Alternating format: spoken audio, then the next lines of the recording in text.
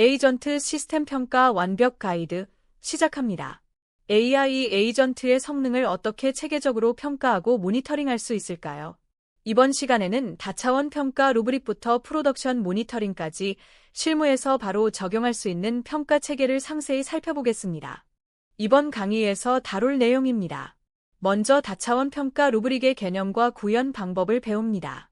이어서 성능 변동 모델과 베리언스 트래킹을 살펴보고 결과 중심 평가 방식인 아웃컴 포커스드 스코링을 알아봅니다.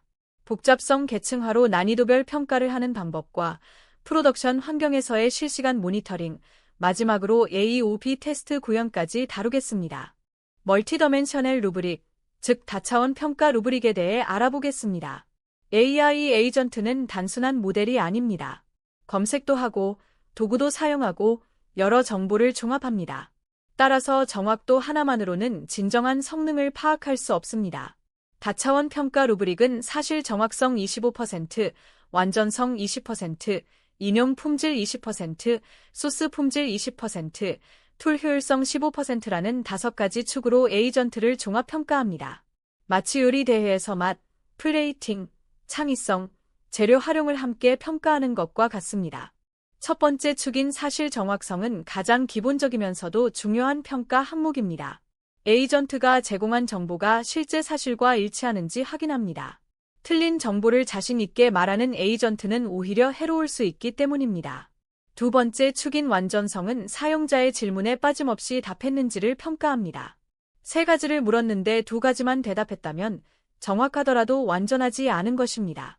각각 커렉트, 파워셜, 인커렉트로 점수를 매기고 풀, 모스트리, 파워셜, 미니멜로 완성도를 평가합니다.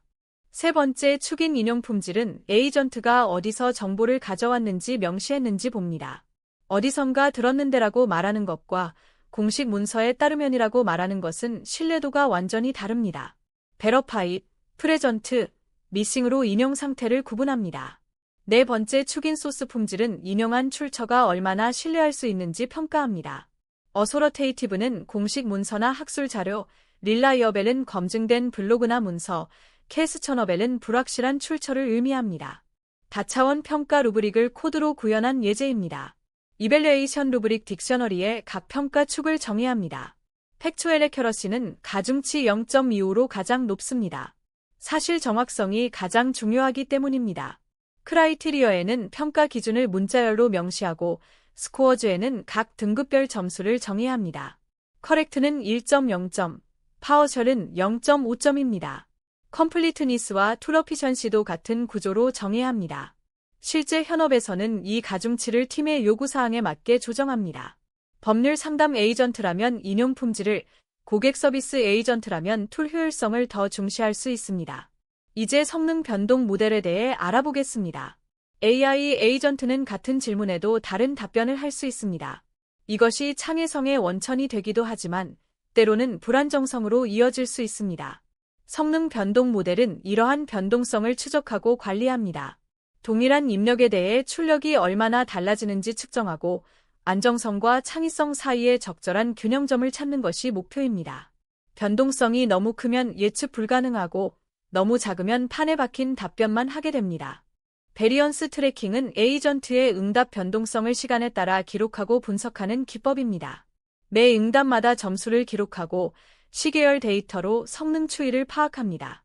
롤링 평균과 분산을 계산하여 현재 상태가 정상 범위 내에 있는지 확인합니다.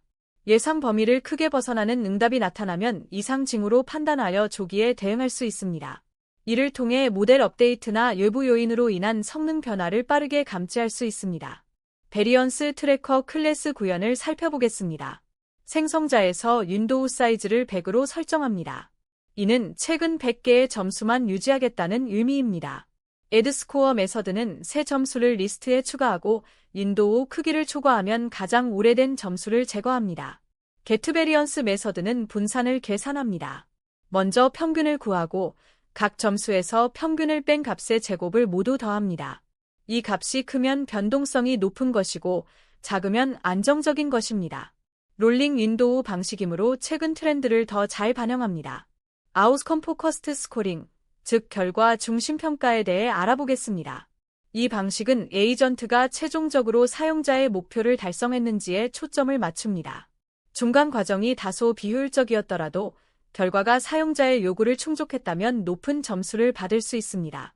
반대로 과정은 완벽했지만 최종 결과가 틀렸다면 낮은 점수를 받습니다.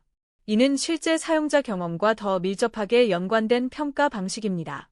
사용자는 대부분 과정보다 결과에 관심이 있기 때문입니다. 태스크 석세스 레이트는 에이전트가 주어진 작업을 성공적으로 완료한 비율입니다. 단순히 성공과 실패만 구분하는 것이 아니라 부분 성공도 점수화합니다. 예를 들어 3가지 요청 중 2가지를 완료했다면 약 0.67점을 부여할 수 있습니다. 또한 실패한 케이스는 왜 실패했는지 원인을 분석합니다. 정보 부족인지, 도구 오류인지, 잘못된 추론인지를 구분하면 개선 방향을 찾는 데 도움이 됩니다. 이 지표를 지속적으로 추적하면 에이전트의 실질적인 업무 처리 능력을 파악할 수 있습니다. 복잡성 계층화는 작업의 난이도를 구분하여 평가하는 방식입니다. 모든 작업이 같은 난이도는 아닙니다. 쉬운 질문에 100% 정답을 맞히는 것과 어려운 질문에 70% 정답을 맞히는 것은 의미가 다릅니다. 복잡성 계층화를 통해 난이도별로 성공률을 따로 측정합니다. 레벨 1부터 레벨 5까지 5단계로 나누고 각 레벨에서 에이전트가 어떤 성과를 보이는지 추적합니다. 이를 통해 에이전트가 어떤 유형의 작업에 강하고 약한지 정확히 파악할 수 있습니다. 복잡성 레벨을 구체적으로 정의해 보겠습니다. 레벨 1은 단순 정보 검색입니다. 날씨 조회나 간단한 사실 확인 같은 작업이 여기에 해당합니다. 레벨 3은 다단계 추론이 필요한 작업입니다. 여러 정보를 종합하여 결론을 도출해야 합니다. 레벨 5는 창의적 문제 해결이 필요한 복잡한 작업입니다.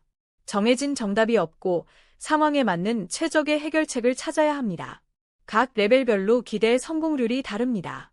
레벨 1에서는 95% 이상을 기대하지만 레벨 5에서는 60%만 달성해도 우수한 것으로 볼 수 있습니다. 프로덕션 모니터링은 실제 운영 환경에서 에이전트를 지속적으로 감시하는 시스템입니다. 개발 환경에서 아무리 좋은 성능을 보여도 실제 사용자 트래픽 앞에서는 다를 수 있습니다. 프로덕션 모니터링은 성능 저하, 에러율 증가, 응답 시간 지연 등을 실시간으로 감지합니다. 문제가 발생하면 즉시 알림을 보내 빠른 대응이 가능하게 합니다. 또한 장기적인 성능 트렌드를 파악하여 점진적인 성능 저하도 놓치지 않습니다. 실시간 알림 시스템은 문제 발생 시 담당자에게 즉시 통보합니다. 먼저 각 지표별로 임계값을 설정합니다. 예를 들어 에러율이 5%를 넘거나 평균 응답 시간이 3초를 초과하면 알림을 발송합니다. 알림 채널은 다양하게 설정할 수 있습니다. 슬랙으로 팀 채널에 공유하거나 이메일로 관리자에게 보내거나 긴급한 경우 SMS를 발송합니다. 알림의 심각도에 따라 채널을 다르게 설정하면 효율적입니다. 경고 수준은 슬랙으로, 위험 수준은 SMS로 보내는 식입니다.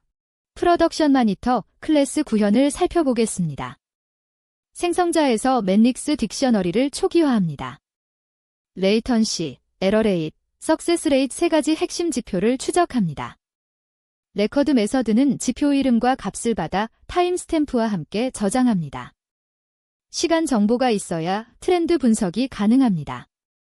체컬러츠 메서드는 주기적으로 호출되어 임계값을 확인합니다.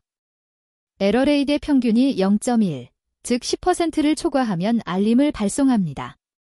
실제 구현에서는 더 많은 조건과 다양한 알림 채널을 추가할 수 있습니다. AOB 테스트는 2가지 버전의 에이전트를 비교하여 어느 쪽이 더 나은지 검증하는 방법입니다. 새로운 프롬프트를 적용했거나 모델을 업그레이드했거나 새로운 도구를 추가했을 때 기존 버전과 비교해야 합니다. AOB 테스트는 실제 사용자 트래픽을 분할하여 2버전에 할당합니다. 무작위 배정으로 선택 편향을 제거하고 동일한 조건에서 공정하게 비교합니다. 충분한 데이터가 모이면 통계적으로 어느 버전이 우수한지 판단할 수 있습니다. A, B 테스트를 설계할 때 고려해야 할 사항들이 있습니다. 먼저 실험 그룹과 대조 그룹을 무작위로 배정해야 합니다. 특정 사용자 유형이 한쪽에 몰리면 공정한 비교가 불가능합니다. 다음으로 충분한 샘플 크기를 확보해야 합니다. 너무 적은 샘플로는 통계적으로 유의미한 결론을 내릴 수 없습니다. 측정할 지표를 미리 정의하는 것도 중요합니다. 사후에 지표를 바꾸면 원하는 결과를 찾는 체리피킹이 될 수 있습니다.